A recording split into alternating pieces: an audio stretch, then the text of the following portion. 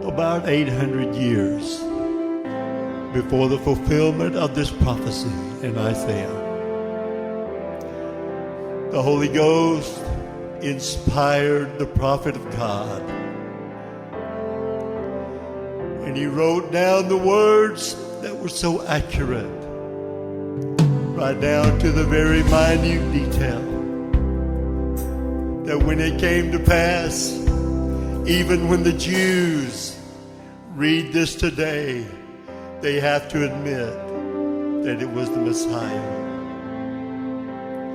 Isaiah 53, it says, "Who hath believed our report? And to whom is the arm of the Lord revealed? For he shall grow up before him as a tender plant, and as a root out of a dry ground. He hath no form nor comeliness, and when we shall see him, there is no beauty that we should desire him. He is despised and rejected of men, a man of sorrows and acquainted with grief, and we hid, as it were, our faces from him. He was despised, and we esteemed him not. Surely he hath borne our griefs and carried our sorrows.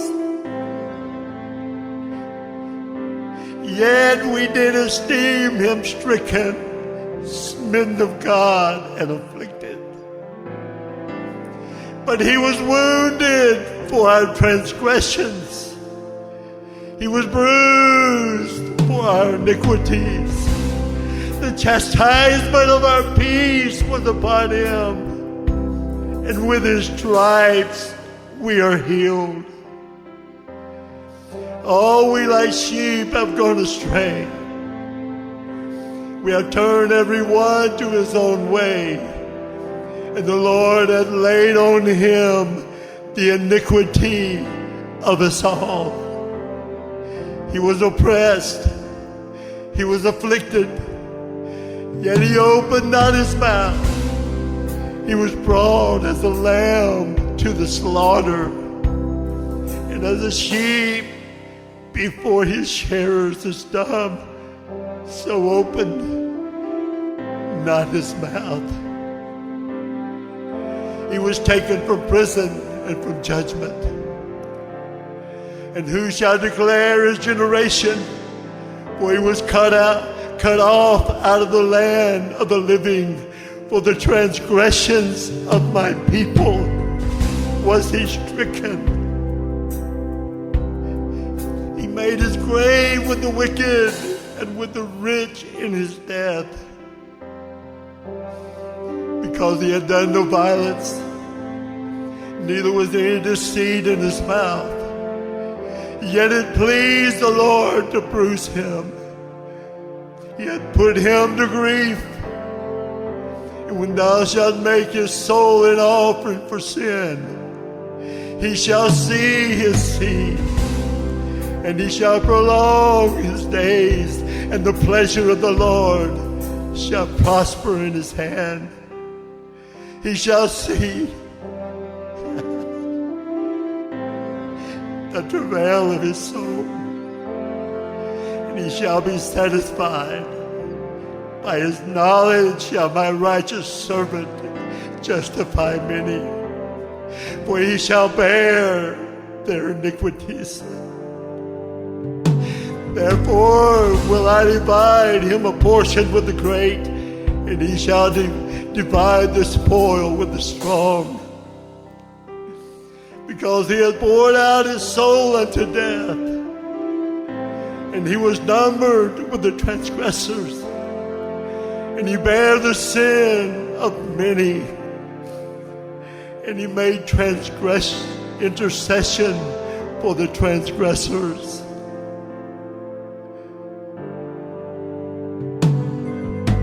Oh, what beautiful words. Oh, what beautiful words. There where it says, he shall see the travail of his soul. In Revelation chapter 21, verse 1 and 2. Verse 2, I'm sorry.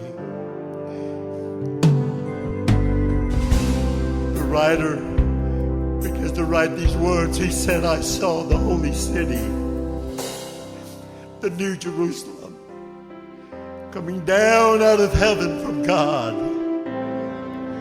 prepared as a bride, beautifully dressed for her husband.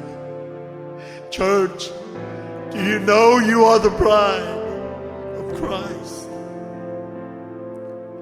And I heard a loud voice from the throne saying, God's dwelling place is now among the people, and he will dwell with them.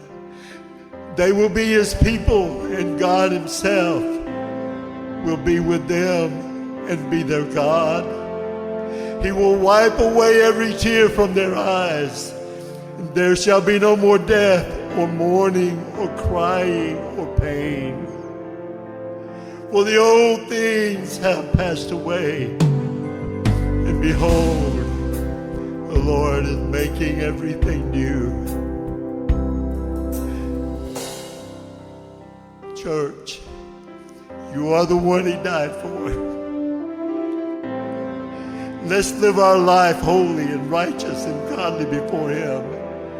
For every time we willfully sin, we take the hand of ours and we slap him in the face. Don't do it. Let him move in your life. Let him change your life. Let him give you the strength to walk with him. That precious born again experience.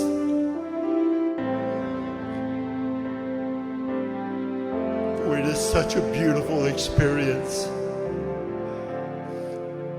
And that spirit that dwells in us. 1 Corinthians chapter 15. The spirit will quicken our mortal bodies at the last trumpet, and we will be called up to meet him in the air. And forever, and forever, and forever, and forever, and forever, and forever shall we be with the Lord.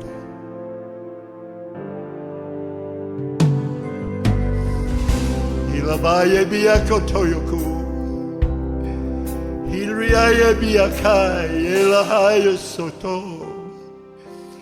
Mila bahaya biakol rabahai. Likaya biahaya soto. Leil rabahaya biaki.